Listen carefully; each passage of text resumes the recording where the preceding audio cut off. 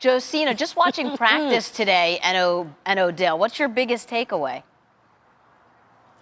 Well, Susie, he was present, he was in person, but if you were expecting a hugely active day from Odell Beckham Jr. today, the first day of mandatory camp, certainly was not it. I mean, what stood out to me today, Susie, was the amount of time that Odell Beckham Jr. spent on the sidelines. There was a period where they were doing 7-on-7s, and Eli Manning would come in, run the offense. Josh Johnson would come in, run the offense. Eli Manning would come back in, and then Odell would finally come in, do one rep on the right side. There was also a time during the team period where he ran down the right flank, and there was a ball that he dropped when Janoris Jenkins was on him. When I talked to Sterling Shepard about this, Susie, just about literally 10 minutes ago to ask him, how do you think Odell was dealing with the time that he was waiting? Sterling Shepard just told me, well, Josina, you have to give him some time to acclimate. Even though we know he was working with Jamal Liggins, his personal trainer, even though we know he was working with Graham Lawrenston, his physical therapist, and doing all this stuff out of California, he still has to go through the motions here, even though we are confident in him. So that definitely stood out.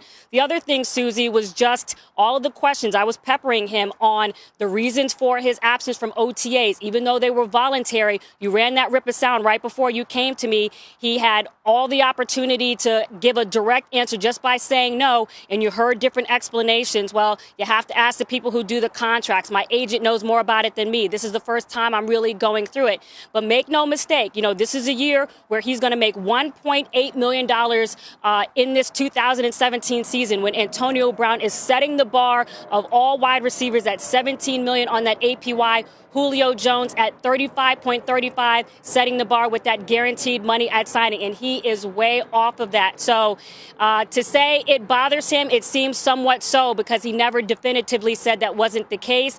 But Odell's still out here just wanting to at least talk to the media in a group setting, not wanting to do individuals, and get back to work tomorrow, where Ben McAdoo says that they will have their hardest practice of the off-season conditioning program, going 2+ hours tomorrow in this 92-hour heat that at least was today, Susie. So whether it's being on the field or in that press conference, how do you feel Odell presented himself today?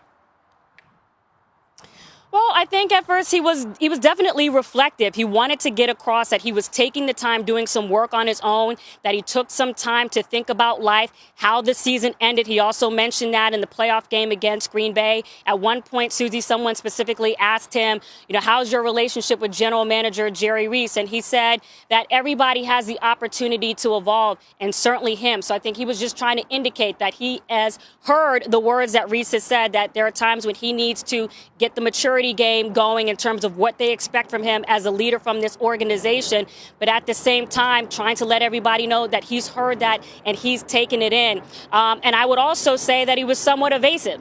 There were times when he could have been more direct and making sure everybody knew why he wasn't here and why he was here. And he did not do that. But there's no questioning that this is a guy that has immense talent. I've heard from people in here. We know he has transcendent talent. First player in NFL history to have 80 receptions and 1,000+ yards in his first 3 seasons.